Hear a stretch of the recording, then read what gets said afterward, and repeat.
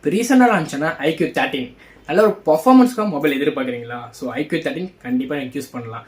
ஏன்னா இப்போ latest powerful Qualcomm 8 Gen elite process கொடுத்து இதோட பர்ஃபார்மன்ஸை இன்னுமே இன்க்ரீஸ் பண்ணுறதுக்கு Q2 ப்ராசஸர் கொடுத்து அது போக Android 15 FunTouch OS 15ல இதோட பர்ஃபார்மன்ஸ் லெவல் பார்த்தீங்கன்னா நல்லாவே இம்ப்ரூவ் ஆயிருக்கு.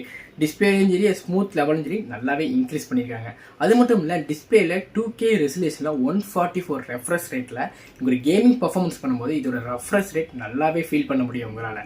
ஸோ அது மட்டும் இல்லை அண்டர் 30 மீட்டர் வாட்டர் ரெசிஸ்டன்ட் கொடுத்து IP69 சப்போர்ட்டும் கொடுத்து ஸோ இதில் பேட்டரியுமே சும்மாவே குறை வைக்கல. 6000 mAh கொடுத்து அதுக்கு சார்ஜ் பண்ணுறதுக்கு 120 வாட்ஸ் சப்போர்ட்டும் கொடுத்து ஜஸ்ட் 30 நிமிஷத்தில் இதை ஃபுல் சார்ஜ் உங்களால் பண்ண முடியும்.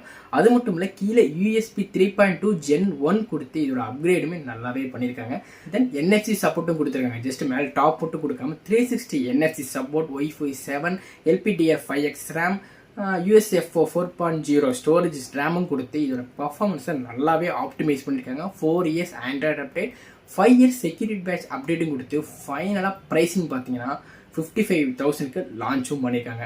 பட் இந்த ப்ரைஸ் லான்ச்சுக்காக ஒரு சில ஃபீச்சர்ஸும் கட்டும் பண்ணியிருக்காங்க. அது என்ன பார்த்தீங்கன்னா வயர்லெஸ் சார்ஜிங், பழைய வெர்ஷனில் இருந்த பெரிஸ்கோப் லென்ஸ், ஒரு சில இதை கட்டும் பண்ணி டிசைன் வைஸ் IQ 12க்கும் 13க்கும் பெரிய ஒரு டிஃப்ரென்ஸ் கொண்டல. ஜஸ்ட் இந்த RGB லைட், ரிங் லைட் மட்டும் எக்ஸ்ட்ரா ஆட் பண்ணியிருக்காங்க. மற்றபடி ரெண்டுமே ஒரே டிசைன் தான்.